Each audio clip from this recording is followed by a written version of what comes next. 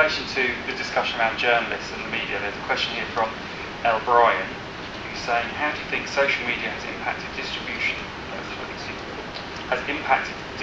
healthcare news, especially in relation to embargoed information? Do you think social media will make embargoes unreasonable or irrelevant? I think it depends what the embargo is for. I mean, it's a difficult one. If we look at the UK last week, there's the footballers and High Court injunctions about affairs, and Twitter blowing the High Court injunctions out of the water. So yes, social media can make kind of established laws, approaches, practices redundant, and that's something we all have to be mindful of.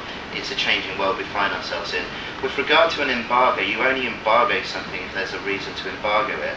If you've created a relationship with the social media community and they trust and respect you as an institution, then they're highly likely to respect your embargo. It's no different to a journalist choosing to follow your embargo or not. But the world has changed and will continue to do so. One of the other points to that is that one of the initial reasons, I mean, if you think about PR 10, 15 years ago, one of the reasons we got the embargo out there was because it took me a while to get information to people. I could give them a story, but if I'm giving them like a packet of information or flyers or handouts, I had to like put that in a box and like mail it to them. And if it got to them early, they needed to know not to print it right away because not everybody was going to get it at the same time.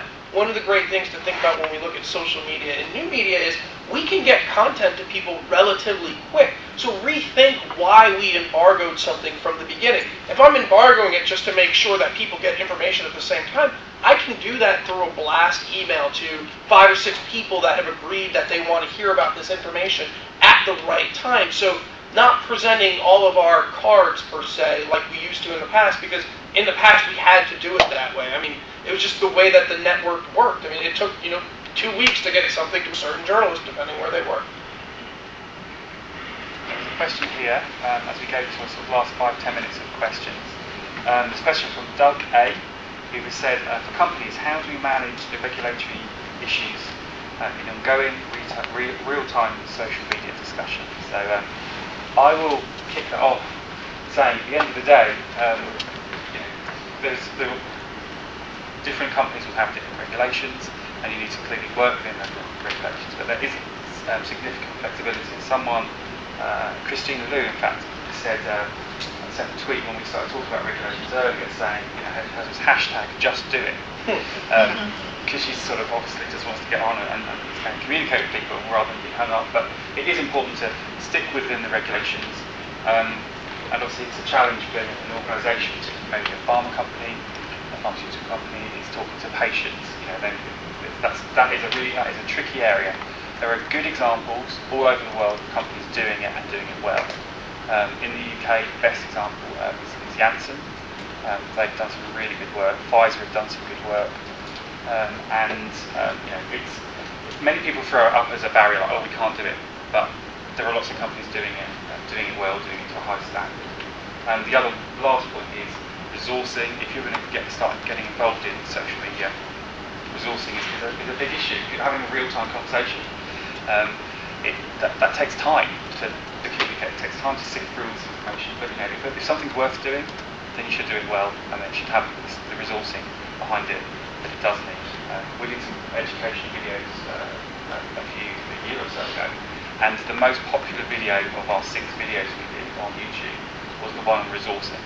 That was the one which all our clients were going to look at, was how do I resource this over regulation, appropriateness, and all these other topics we discussed on the videos. So resourcing is a huge issue. It's a huge issue for all of us. So resourcing or the regulation when it comes to real time. I think regulations can be a bit of an elephant in the room. If we think back to the slides right at the start and we said, why are we doing this? Okay, do we want to surreptitiously promote something to people, or do we actually want to build a relationship with them as an organisation?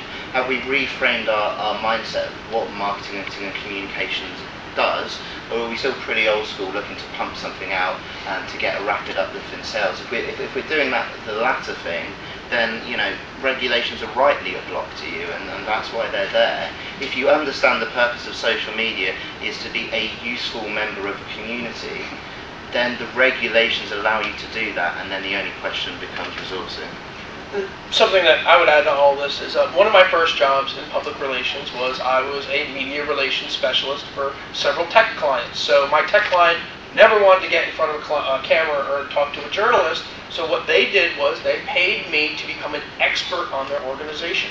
I knew what I could say, who I could say it to, what was the boundary of any conversation I could enter in, and I would do that on a daily, weekly basis for my clients. When we look at, and I had media training, and we would go back and forth. I mean, this is what we did. And when we look at social media, one of the pitfalls that everyone always falls into, and regulation hurts them on this all the time, is because they're like, well, anyone in my organization can do it, so they push it to the wrong person. They push it to a low-level person who doesn't understand what they're saying online and what impact that actually has, and it backs them into a corner which they then have to get out of. So if we thought about 15 years ago, we had to do, if you went on one interview, you did 5-6 hours of media training for that singular interview.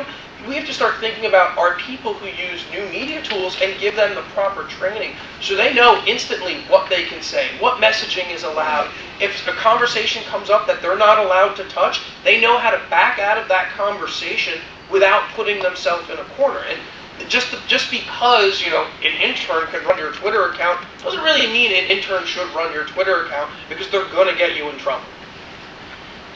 Just one thing to add to it. So obviously electronic stuff is written down and it gets left behind and it sticks on the internet. So if you've written a document which is dodgy, you might have a problem there. But in terms of who can talk, how can you talk, look at it like this. You trust your staff to have a conversation on the phone with your stakeholders. It is no different. They are having a conversation on your behalf. That's it. So as long as you've got the right process in place to review the written materials, then trust your staff to have a conversation, or don't even let them talk in the first place. I think that fear comes from not knowing something very well, and the fear of this type of conversation is making the regulation coming from within the companies because of the fear. And I think that if PR experts can handle, as you said, the conversation offline, it's as simple as trusting the counseling of the experts in social media, and just like the person of the hashtag is saying, just doing it, and I'm sure you will see that the higher risk is to be listening to what people are saying already. So, do we have any more questions from anyone in the room? Oh, we have one more question here. In the beginning you talked about this focus as being patient-centric. How do you target the patient group specifically? And what I'm thinking of is because of another variance that you mentioned, and that is in terms of the age of users, variation in age of users, and then you look at that and how that relates to age of possible victims of whatever of a particular disease. How do you make sure that you try and target the broadest possible segment? Okay, so the question is in social media, how do you reach, if you're trying to communicate a specific disease area, how do you get to those people? So we debated this yesterday when we were preparing for the presentation, and I'd written on a slide, information, patients. Anthony made the point, no, community. So I think you should just talk through that slide. Thanks for the setup. A lot of what we see when we look at patient groups is the patient isn't always the primary target.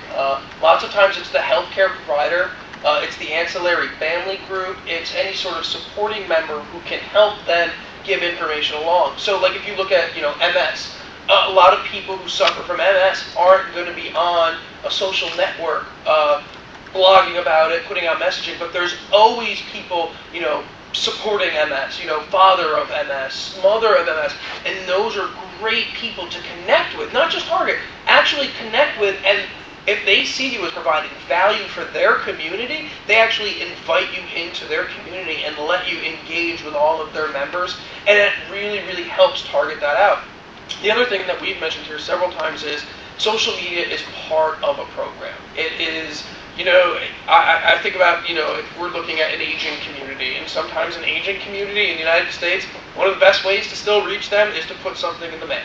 I mean, we think it like, you know, people in social media tend to like, oh man, putting something in the mail, what a horrible idea, but realizing that these things work together. If we put something in the mail and they can maybe help them get online if they need it, or another family member, just build out a campaign that has multi-facets and realize that we're not usurping any art form of communication now, we're trying to add to it. I'm sorry, I just want to add something up. Everybody said, especially a couple of years ago, that social media was for young people, and especially for teenagers. In Mexico, at least, the fastest growing population in Facebook, for instance, is women over 40 years old. And this is one of the most important targets for most healthcare issues. So, and this is going to be changing every day. So I don't think we have to fix our idea of who is out there, because it's changing every year dramatically. I'm going to wrap up now because we're just about to time. So thank you very much. We had 162 viewers online. We had all of you people in the room, so that's fantastic. Thank you for your contributions. We will summarise, share the slides, and we'll get the information out to you. So thank you very much for taking part, and have a good day.